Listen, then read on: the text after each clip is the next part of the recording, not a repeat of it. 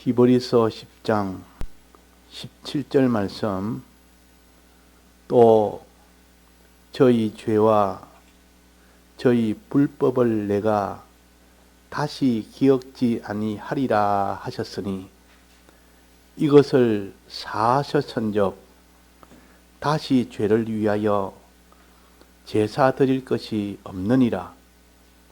그러므로 형제들아, 우리가 예수의 피를 힘입어 성소에 들어갈 담력을 얻었나니 그 길은 우리를 위하여 휘장 가운데로 열어 놓으신 새롭고 산 길이요, 휘장은 곧 저의 육체니라. 또 하나님의 집 다스리는 큰 제사장이 계심에 우리가 마음의 뿌림을 받아 양심의 악을 깨닫고 몸을 맑은 물로 씻었으니 참 마음과 온전한 믿음으로 하나님께 나아가자. 또 약속하신 이는 믿으시니 우리가 믿는 도리의 소망을 움직이지 말고 굳게 잡아 서로 돌아보아 사랑과 선행을 격려하며 모이기를 피하는 어떤 사람들의 습관과 같이 하지 말고 오직 권하여 그날이 가까움을 볼수록 더욱 그리하자. 네.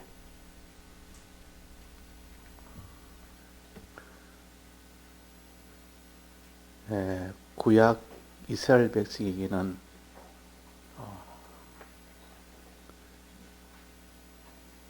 제사 제도를 하나님이 내어서 그 제사 제도를 율법에 다 기록함으로 그것을 지키게 했습니다.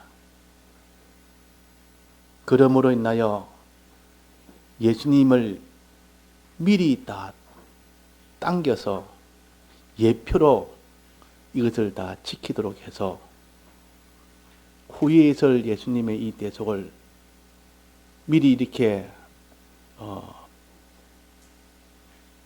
당겨서 지키도록 해서 그 효력을 나중에 예수님이 오실 때 그때 효력이 나도록 하는 겁니다.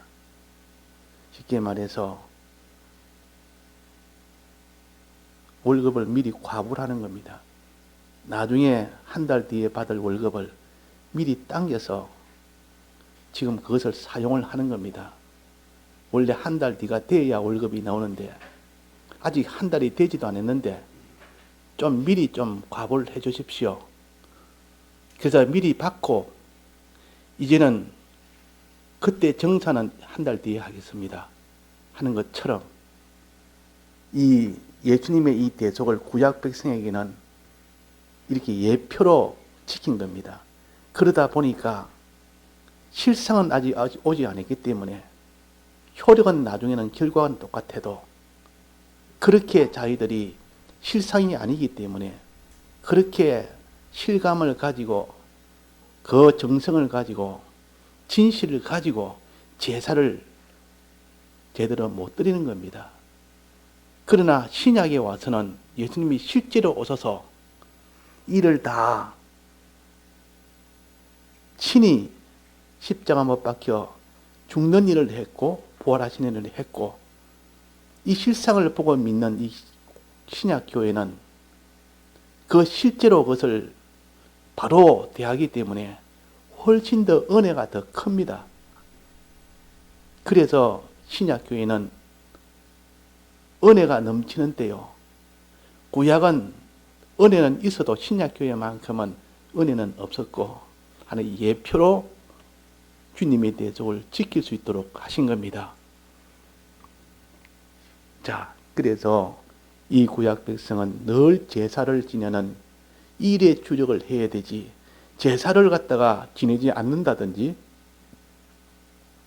형식적으로만 그냥 하나의 그 의식적으로만 지냈다든지 그러면 아무런 효력을 가지지 못합니다. 효력이 없습니다. 그러니까 믿음이 안 생기고 믿음이 안 생기니까 그들이 순종을 못한 겁니다. 그 이스라엘 백성은 결국은 순종을 못해서 멸망했다. 왜 이들은 이 제사를 그렇게 믿음으로 지키지 못했느냐? 하나님의 말씀을 듣는 요 안식일을 온전히 지키지 못한 원인으로 따지고 들어가면 거기에 있는 겁니다. 안식일에 일을 중단하고 말씀을 듣는 일에 주력을 해놨더니 말씀을 듣는 일에 주력을 안 한 겁니다. 그때기는 다 들었지만은 속은 있는 힘을 다해서 듣지를 안 했다 그 말이에요. 그러니까 안 들으니까 실행을 제사 지내는 이 실행은 지식은 있지만 그렇게 행치를 못한 겁니다. 그래서 그들이 실패한 겁니다. 그러나 하나님께서는 이제는 때가 되면 하나님이 사람 되어 오시는 신약교회가 시작되는 이때 하나님의 은혜가 실상으로 예수님이 오셔서 죽으시고 부활하심으로 그 죄 문제와 의 문제를 다 해결을 하셔서 이제는 그것을 실제로 이 사도들이 다 믿음으로 그들이 전한 이 복음이 지금까지 다 전해져서 하나님의 은혜가 넘치도록 성령까지 보내서 주님의 죽고 부활하심의 실상을 다 믿도록 한 겁니다. 믿으니까 비로소 순종이 된다 그 말입니다. 자, 믿음은 구원한다는 말은 믿음은 순종이 되기 때문에 그 믿음이 온전하게 되는 겁니다. 내가 순종이 안 된다면 믿음이 온전치 않기 때문에 순종이 안 된 겁니다. 그래서 모세가 가나안 땅에 못 들어간 이유는 하나님의 말씀대로 순종을 안 해서 그래서 가나안 땅에 못 들어갔다. 그렇게도 해놨고 다른 데는 보면 아론과 모세가 믿음이 없어서 못 들어갔다. 그렇게 해놓은 데도 있습니다. 그러면 그 현장에서 그 현실에서 아론과 모세가 하나님 시킨 대로 순종 안 한 것은 믿음이 없었기 때문에 순종을 안 했고 안 했기 때문에 그것 때문에 가나안 땅에 못 들어가도록 결과가 맺어졌다. 그래서 믿음이라는 것은 그래서 중요한 겁니다. 오늘 찬송도 믿으면 구원 얻는다. 우리 죄의 사해 주심을 믿으면 구원 얻는다. 우리 죄를 사하기 위하여 죽으심을 믿을 때 너는 참으로 순종을 하고 그럴 때 믿어 구원 얻고 주님이 부활하심을 믿을 때 비로소 하나님 뜻대로 나아가는 그 일을 함으로 구원을 얻는다. 그러면 결국 순종은 믿음에서 결정되기 때문에 주님의 죽으심을 믿느냐 못 믿느냐, 주님의 부활하심을 믿느냐 못 믿느냐, 그게 따라서 순종을 하느냐 못하느냐가 결정이 되는 겁니다. 그러면 믿음에서 결정됐어. 그래서 믿음으로 얻는 구원이라 그랬다고 말이에요.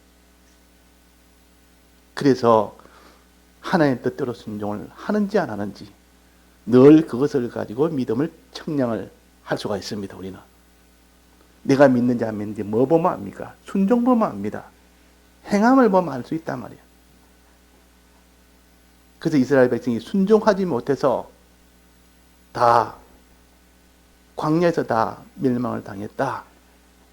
믿음이 없어서 멸망을 당했다. 예수님의 죽고 부활하심에 이것을 미리 예표로 알려줬는데도, 짐승으로서 알려줬는데도 그것을 믿지 않아서 그렇다. 왜 믿지 않았느냐? 왜 믿지 않았느냐? 말씀을 듣는 일을 온전히 하지 못했기 때문에 그것이 원인은 거기입니다. 안식일을 온전히 지키지 못했기 때문에, 그래서 다른 날을 정해서, 안식일이 아닌 다른 날을 정해서 이제 2차 기회를 준 겁니다.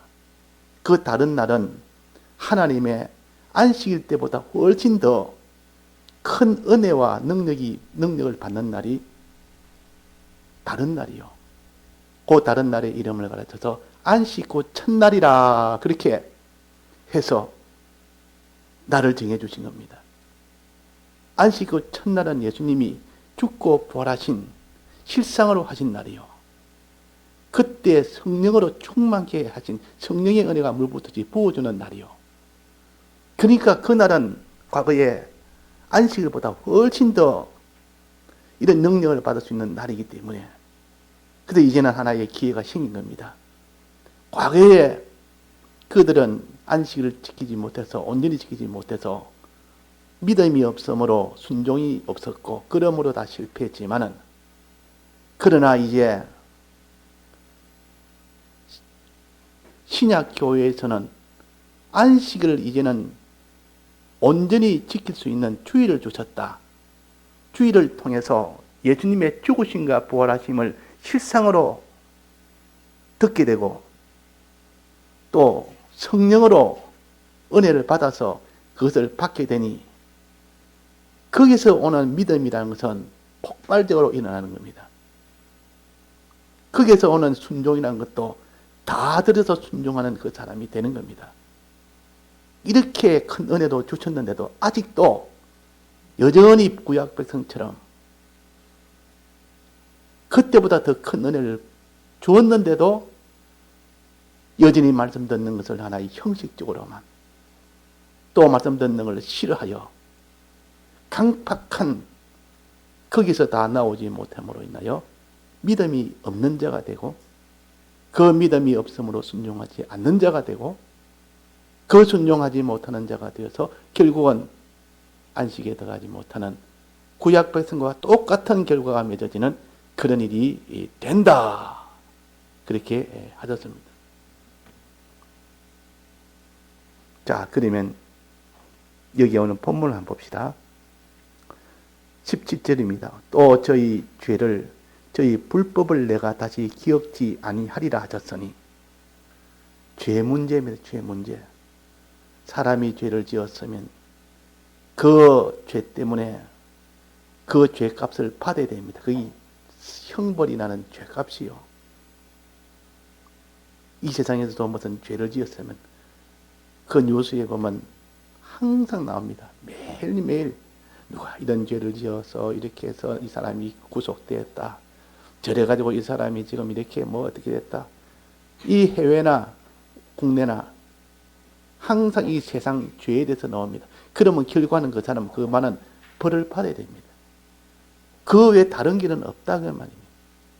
이 세상 죄도 그러한데 하물며 하나님 앞에 영원한 이런 참 죄를 어떻게 할 것이냐. 그 형벌은 영원한 형벌입니다. 이 형벌 문제를 구약에서는 짐승을 가지고, 양이나 소나 가지고 해결을 했지만은, 이제 주님의 대속을 실상으로 받은 우리는 예수님이 대신 이것을 다 대신 형벌을 받았기 때문에, 그래서 이 죄는 다 사함을 받는 겁니다. 예수님이.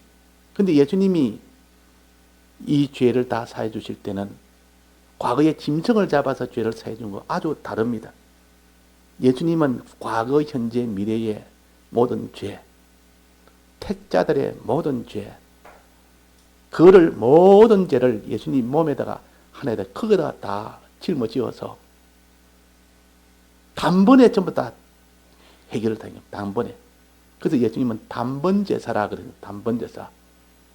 예수님 오기 전에는 다 단번제사가 아니요, 개별제사였습니다.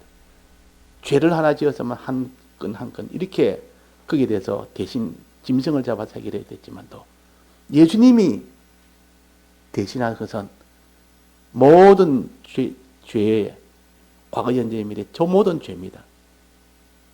전부 죄를 다 했기 때문에 이제 예수님이 대속만 부르면 그게 사함을 받을 수 있는 길이 열린 겁니다. 그러니까 얼마나 그것이 수월하게 됐는지, 이런 주의 이름을 불러서 주님 내가 이런 죄를 지었으니까 사해 주옵소서 하면 그것 때문에 남은 모든 것이 다 형벌을 받지 않습니다. 그렇지 않으면 나머지 전부 다 죄를 하나 지었으면 나머지 있는 같이 다 죄가 되어버립니다. 10개의 자기의 심신의 기능이 있는데 하나가 죄를 지었습니다. 그럼 나머지 9개는 죄 안 지은 겁니까? 죄를 지었습니까? 내나 죄 속에 들어간 겁니다. 내나 죄인이란 말. 그래서 우리는 죄 사함을 받았단 말은 남은 것들이 다 죄에서 벗어나는 겁니다. 벗어나서 그렇게 이제는 다시 또 의의 길로 갈 수 있는 길이 열리는 겁니다. 자, 여기에 보니까 그러면 이 죄 문제가 있고 또 하나는 의 문제가 있습니다.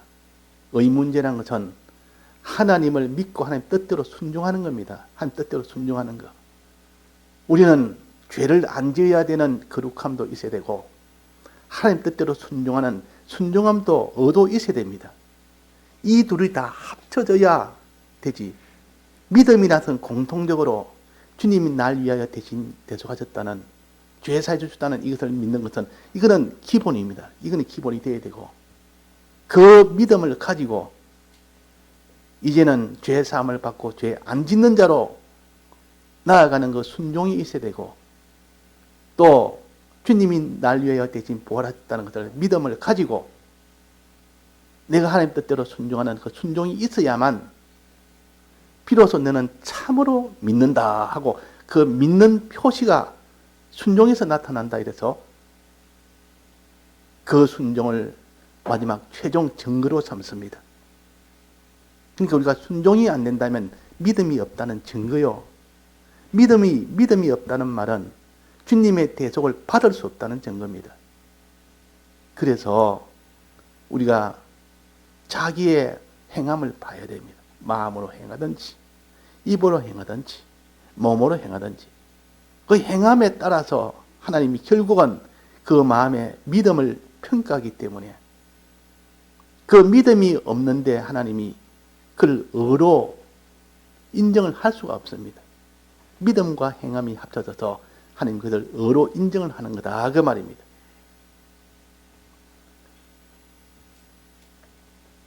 자, 여기 또 한번 봅시다. 본문에 보면 그러므로 형제들아 우리가 예수의 피를 힘입어 예수님의 피라는 죽으심의 피입니다. 죽으심의 이 공로를 통해서 힘입어 성소에 들어갈 담력을 얻었나니 성소에 들어갈 담력 성소가 뭔고 하니 구약 때 이 제사 지낼 때 그게 성전이 있는데 성막이 있는데 하나님이 계신 성막이 있는데 그 성막을 세 단계로 나눕니다. 첫 단계는 성전 마당이 있습니다. 성막 마당. 마당을 다른 말로 하면 제단이라 그럽니다. 제단. 그 성막에 마당이 있는데 문을 열면 마당이 있어요. 그 마당에는 짐승을 잡아서 태우는 제단이 있습니다. 번제단이라고 있고 왼쪽에는 그게 입구에 보면 물두멍이라는 것이 있습니다. 물로 씻는 물두멍이 있습니다. 두멍이라면 세숫대 같은 겁니다. 물통 같은 거. 이 두 가지가 있는 곳이 성전 마당이요. 이제 거기서 이제 한 단계 더 나아가면 성소라는 집이 있습니다. 성소라는 집. 그거는 위로 양사방으로 다 좌우 막힌 곳이요. 그게 정상적인 집입니다. 이걸 성소인데 성소에는 들어가면 휘장이 앞에 가려져 있습니다. 휘장을 열고 들어가면 오른쪽에는 떡상이 있고 떡을 올리는 떡상이 있고 거기에는 떡을 놓을 수 있도록 되어 있습니다. 왼쪽에는 촛대가 있습니다. 12촛대. 왼쪽에 6개, 오른쪽에 6개. 12촛대가 놓아져서 불을 환히 밝힐 수 있는 촛대가 있습니다. 중앙에 거기는 분향단이 있습니다. 향을 피우는 분향단이 있습니다. 이 세 가지가 놓여 있는 곳이 성소입니다. 성소. 이걸 첫째 장막이라 그럽니다. 첫째 장막. 또 그 뒤에 또 장막이 하나 있는데 그 장막의 이름은 지성소라 그럽니다. 성소가 아니고 지성소.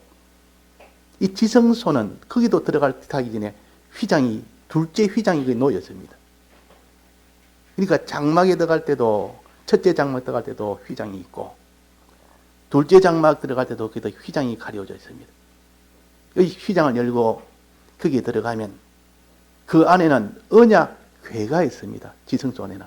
언약궤 안에는 거기는 만나를 담은 항아리가 있고, 또 거기는 아론의 장난 지팡이가 있고, 또 거기는 대제사장이 1년에 한 번씩 들어갈 때 가지고 들어가는 분향단이 안에 있습니다. 분향이 있습니다. 분향료를 두고 들어간다 말이에요. 그래 평소에는 거기 두는 것이 아니라 평소에는 그냥 성소에 거기에다가 두는데 1년에 하면 대제사장만 들어갈 수 있는 곳이 지성소요. 그러나 성소에는 일반 제사장이 들어간, 평소에는 일반 제사장이 평소에 늘 들어갑니다. 매일매일 들어가기도 하고 일주일에 한두 번 들어가기도 하고.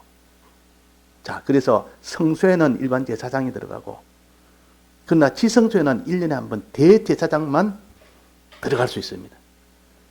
자, 그러면 1단계가 어디입니까? 마당, 성전, 성막 마당. 그게는 이 짐승을 잡아서 그 피는 담 밑에 뿌리고 또 바르기도 하고, 그 고기는 다 불에 태우고, 그래 그것이 끝나면 손을 씻을 수 있도록, 또 몸을 씻을 수 있도록 한 것이 물두멍이다. 그래가지고 피로 첫째 피 흘림에 그 일을 한 것이 제사장이에요. 두 번째는 손을 씻는 것이 제사장이에요. 그 일을 온전히 다 하고 나면 그 다음에는 성소를 들어간다 했습니다. 성소. 들어갈 때 휘장을 이렇게 열고 들어갑니다. 휘장이 가려져 있으니까. 그 들어가서 2단계로 이제는 그 일을 한다고 말이에요. 그 성소 안에 세 가지 일을 하는 것이 제사장이 할 일이요. 그러나 대제사장은 지성소에 들어가는 그 일을 하는 것이 대제사장이 하는 일이요. 그리고 두 번째 장막인 그 휘장을, 둘째 휘장을 열고 들어가는 것은 대제사장밖에 없습니다. 일반 제사장은 그 둘째 휘장을 열지도 못하고 그 지성소에 들어가지를 못합니다. 자, 하나님이 이걸 눈에 보이도록 한 형식을 주신 것은 우리가 예수님이 실제로 이 세상에 오셔서 어떻게 해라는 것을 아주 쉽게 눈에 보이도록 이렇게 해서 하신 겁니다. 꼭 수학 공식을 미리 만들었다가 어떤 문제가 와도 수학 공식 집어넣으면 쉽게 풀 수 있듯이 주님의 실제로 대속하신 이 대속이 뭔지 잘 짐작을 못하고 판단을 못할 때도 요 성막마당, 성소, 또 지성소, 그 사이 장막들 이런 것을 통해서 알기 쉽도록 가르쳐 준 겁니다. 그래서 우리는 이 신약의 이 예수님의 죽고 부활하심의 이 도리와 이 구약의 이 성막의 이 도리를 함께 봐야만 온전하게 깨달을 수 있지. 이거는 이거대로 그거는 그거대로 별개로 깨달으면 온전하게 깨닫지를 못합니다. 이것이 조금 어렵습니다. 좀 복잡합니다. 그런데 신약 교회에 예수님을 진정으로 예수님이 죽고 부활하심에 이 도리를 알고 그대로 믿고 행하려는 사람에게는 너무나 쉽다고 말해요. 실상을 먼저 알면 그 상징은 알 수 있도록 해놨습니다. 실상을 모르면 그 상징은 아무리 봐도 뭔지를 모릅니다. 수학 공식을 보면 이게 뭐 때문에 나온지를 모릅니다. 그러나 그것을 어떻게 나왔는지 하나하나 과정을 미리 다 알고 나면 이렇게 해서 수학 공식이 이렇게 도출됐구나. 이 수학 공식에 넣으면 다 풀리도록 되어 있단 말이에요. 그런 것처럼 우리가 주님이 왜 우리 위하여 죽으셨는지, 왜 부활하셨는지, 우리는 어떻게 믿어야 되는지, 어떻게 행해야 되는지 이 실상을 먼저 깨닫고 나면 이 제사제도의 이 모든 성막의 구조를, 이유를 알게 되고 오히려 더 쉽게 실상을 알 수 있도록 또 해준, 이것이 서로가 서로를 설명을 합니다. 제사제도가 예수님의 대속을 설명을 하고 또 예수님의 대속이 제사제도를 설명을 해서 우리가 다 깨닫지 못하는 것을 둘을 통해서 다 깨달아지도록 하신 겁니다. 자, 여기 보면 본문에 봅시다. 그러므로 형제들아 우리가 예수의 피를 힘입어, 이 말은 제단에 있는 피입니다. 제단이 짐승을 잡아서 죽일 때 피를 흘리니까 이 피의 흘리심을 힘입어, 이 말은 예수님의 죽으심을 힘입어, 그 말입니다. 예수님이 우리 위하여 죽으심을 힘입어. 뭐 때문에 죽었습니까? 예수님이 피 흘린 것은 뭐 때문에 죽습니까? 때문에 죽습니까? 죄 때문에 죽습니까? 우리의 죄 때문에 죽으십니다. 우리의 죄 때문에. 우리의 죄 문제를 해결하기 위해서 예수님이 피 흘려 죽으셨다. 손바닥에 이 구멍이 나서 그 못이 박힌 것은 예수님 피 흘리심의 상징이요. 즉 우리의 죄를 위하여 죽으셨다, 그 말입니다. 우리 죄 문제를 위하여. 그래서 죄 문제로 인하여 죽으셨는데 피를 힘입어 성소에 들어갈 담력을 얻었다. 성소에 들어갈 담력. 그러니까 이 성막 마당에서 피를 흘려 다 죽였습니다. 다 죽었습니다. 예수님 대신 죽었고 거기에다가 손을 씻고 씻음을 받고 난 뒤에 물동에 받고 난 뒤에 이제는 성소에 들어갈 담력을 얻다만 자격을 얻었다, 그 말이에요. 이제 성소에 들어갈 수가 있는 겁니다. 만약에 이 피를 흘리지 않았고 그 물에 씻지 않았다면 아무도 성소에 못 들어갑니다. 제사장이 못 들어갑니다.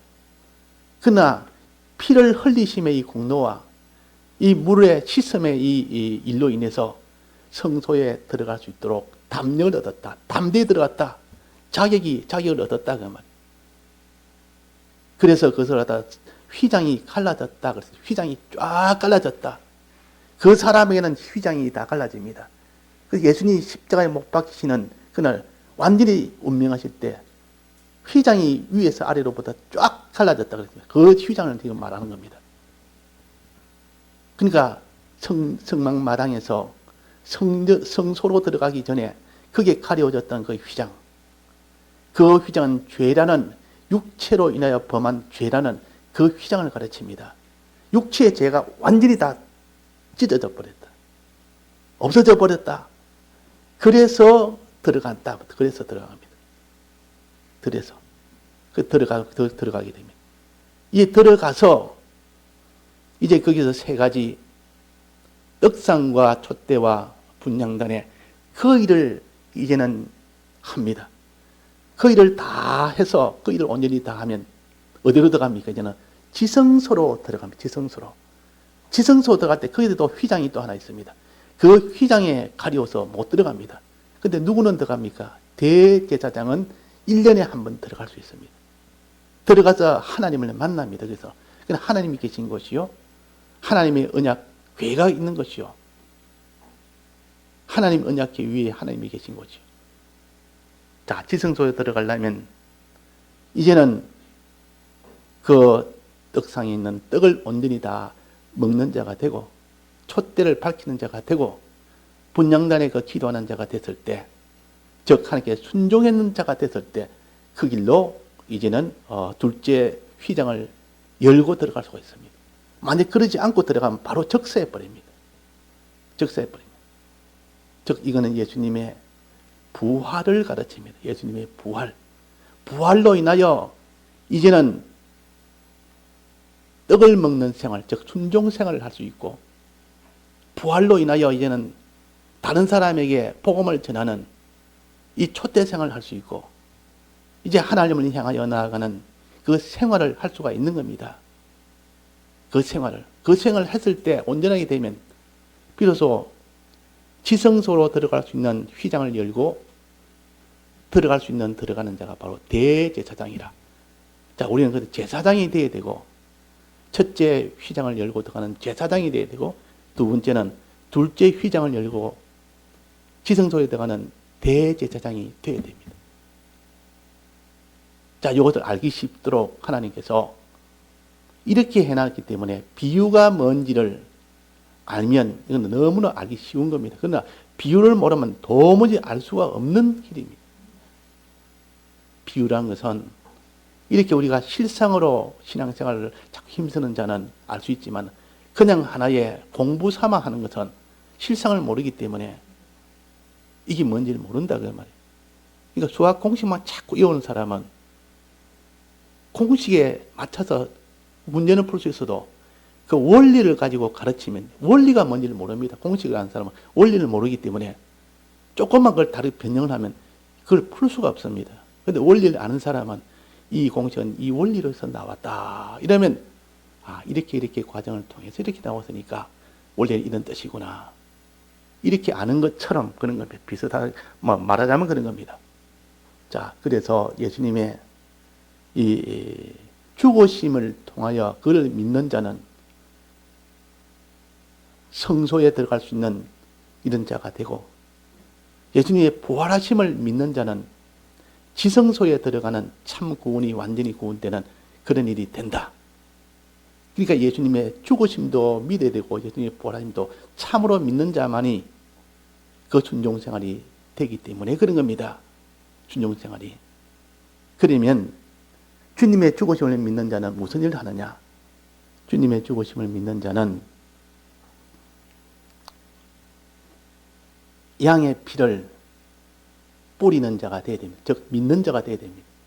그 다음에 주님의 이 물을 물두멍에 있는 물을 씻는 자가 되어야 됩니다.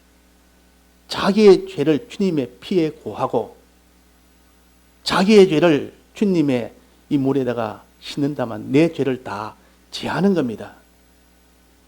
주님, 내가 이런 죄를 지었으니 주님의 피를 믿어서 나는 피를 믿습니다 하면 그 법적으로 다 해결이 되지만은 그러나 그 피를 하나하나 그 죄를 하나하나 나와야 됩니다. 그 죄에서 하나하나 나오는 그 과정이 다 되어져야 온전히 죄가 다 없어집니다.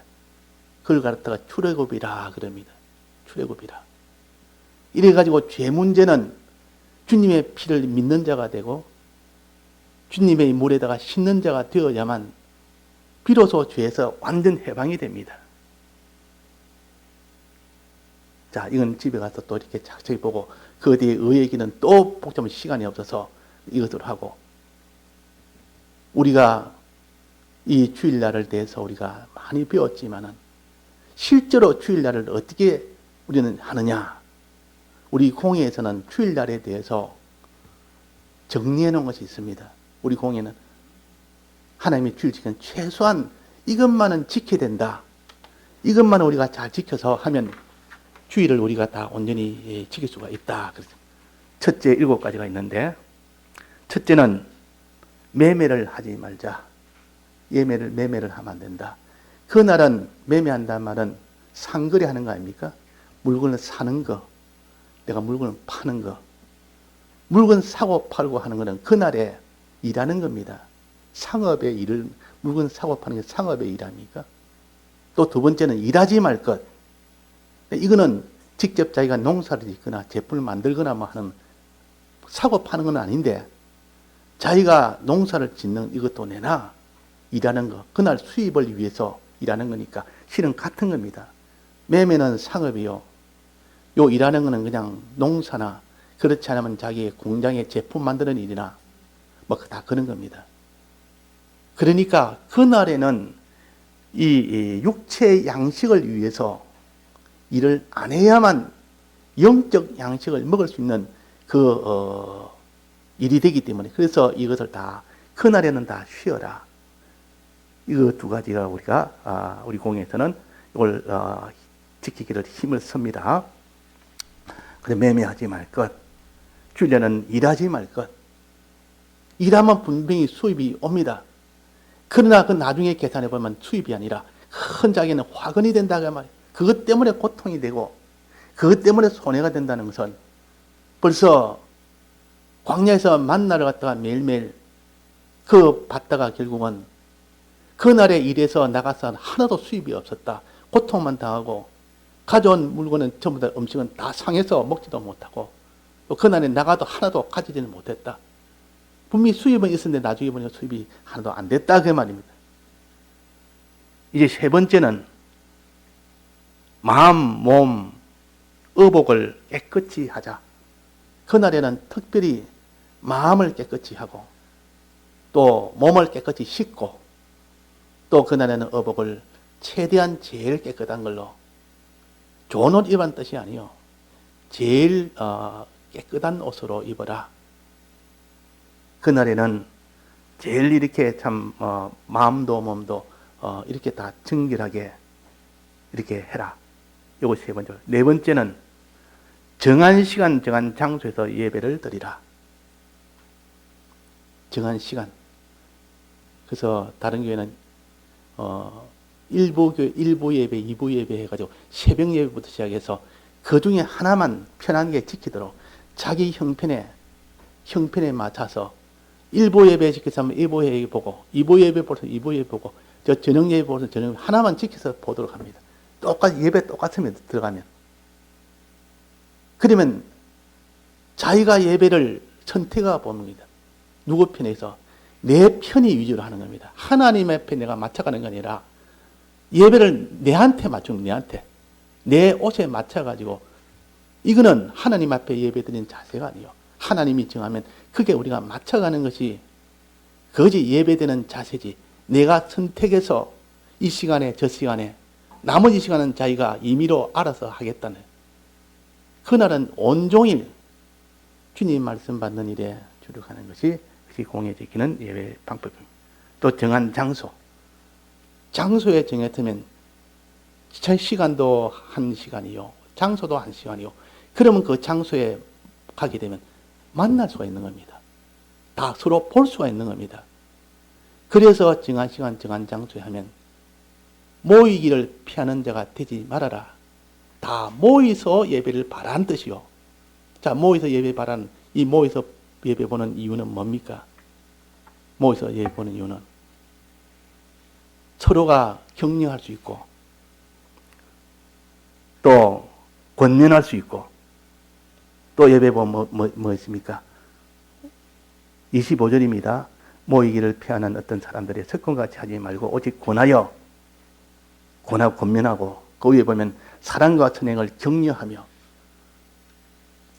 믿음에 좀 이렇게 힘이 들고 믿음에 좀 떨어지면 자꾸 이렇게 서로가 서로를 위해주는, 이걸 통해서 그 사람이 다시 살아나는 겁니다. 그래서 모이기를 피하지 말아라. 그래서 정한 시간 정한 장소는 정해놓으면 그게 다 모여서 예배를 보는 겁니다. 자, 그리고 이 네 번째고 다섯 번째입니다. 다섯 번째는 예배에서 말씀과 성화를 받을 것. 예배 시간에는 말씀과 성화를 말씀을 받아야 됩니다. 그 말씀이 자기 속에 들어오도록 받는데 힘을 써야 됩니다. 그냥 귀만 듣는 것이 아니라 또 성화를 받는단 말은 자기가 변화가 돼야 된단 말이에요. 들었는데 지식만 들으면 변화가 안 됩니다. 지식을 듣고 자기의 생활과 비교를 해서 내가 아무래도 말씀을 들어보니 이것은 잘못된 것이다. 내가 지금 잘못된 것을 가지고 있다. 이러면 얼른 그걸 돌이킵니다. 그러면 그 성화가 되는 겁니다. 그래서 성화되도록 그렇게 다섯 번째 예배에서 말씀과 성화되도록. 여기서 하나 추가로 말한다면 예배 시간은 미리 와서 준비를 하는 겁니다. 미리 와서 주님의 이 대속의 공로를 생각하고 주님의 크심의 은혜를 생각하고 주님의 소망을 주신 소망의 은혜를 생각하며 이걸 좀 기도도 하며 생각하며 이렇게 준비하는 그런 시간이 되어야 되려면 미리 와야 됩니다. 시간 맞춰가 오는 것은 바로 예배만 보겠다는 것인데, 그래서 넉넉하게 와서 하나님 앞에 이렇게 해야 됩니다. 여섯 번째는 뭔가 하니 받은 은혜를 온 가족이 모여서 책임져야 할 것. 이건 예배 보고 난 뒤입니다. 돌아가서 받은 은혜를 자기 혼자 있는 사람은 혼자 그를 책임질 하도 되고, 가족이 있으면 가족과 함께하고, 왜? 가족은 한 집안에 하나이기 때문에 그런 겁니다. 하나이기 때문에. 내 하나 은혜 받는 게 같이 은혜를 받아야 되니까. 그러니까 오늘 받은 말씀이 뭐냐? 간단하게 요약을 하고, 그저 이전에 제 위에 맏형이 있습니다. 맏형이 저보다 6살 위 맏형이 있는데 그분은 늦게 예수를 믿었습니다. 늦게 한 50인가 60인가 그때 예수 믿었는데 그 동천교회에 나갔는데 예수 믿 그냥 형식으로 믿을 줄 알았지만 얼마나 열심히 예수를 믿는지 내가 놀랐습니다. 그래가지고 그 요즘 어떻게 하는가 하고 통해서 들어보니까 집에 가면 항상 딸 둘을 앉혀놓고 딸 둘인데 받은 말씀을 갖다가 이렇게 가르치는 겁니다. 오늘 이 말씀 배웠지. 믿은 지도 얼마 되지 않았는데도 받은 말씀이 은혜가 되니까 다시 가르치는 겁니다. 집에서. 그걸 매일매일 그렇게 한다 소리 들었고 그래가지고 나중에는 친구들한테도 야, 너 이런 말씀 안 하냐? 이런 것이다. 예수 믿는 건 이런 것이다고 가르치기도 하고. 자, 우리가 믿은 지 얼마 되지 않아도 하나님의 은혜 주면 그런 사람이 됩니다. 그래서 가족은 이렇게 집에 가서 다시 책임질 할 때도 함께 이렇게 책임질 하는. 그 다음에 마지막 7번째는 남은 시간이 있으면 신방 전도하는 거. 전하는 겁니다. 다른 사람에게도 그날에 전할 수 있으면 가까운 사람이 있으면 전하는 겁니다. 꼭 전해서 복음을 전하는 이런 자세가 아니라 그냥 이 말씀에 대해서 한번 소개를 하고 이렇게 하면 어떻겠느냐 하고 이렇게 가르치면 하나님께 전하는 것이요. 그래서 우리는 이 7가지 이것이 공예에서는 오래전부터 최소한 이렇게 해보자. 이게 지금까지 신앙생활에서 주일날 가장 은혜되는 방편이더라 해서 그렇게 합니다. 우리는 이것에 다는 못해도 이렇게 우리가 되기를 힘을 씁시다. 서서 어떻게든지 실제로 우리가 이 주일 신앙으로 이제는 점점 앞서 나가면 결과는 반드시 변화가 오게 됩니다. 물질의 변화도 오게 되고 그 몸의 변화도 오게 되고 그 모든 인간관계의 변화도 오게 되고 모든 것이 다 변화가 오게 되는 것을 알게 되면 더욱더 그러하게 된다 그 말입니다. 더욱더. 그래서 우리가 오늘 이 말씀 중에 예수님의 죽으심과 부활하심에 대한 이 도를 제사제도와 함께 즉 성막구조와 함께 우리가 생각을 하다 보면 우리가 어떻게 살아야 될지 알 수가 있는 겁니다. 예, 다 같이 통성으로 기도하시겠습니다.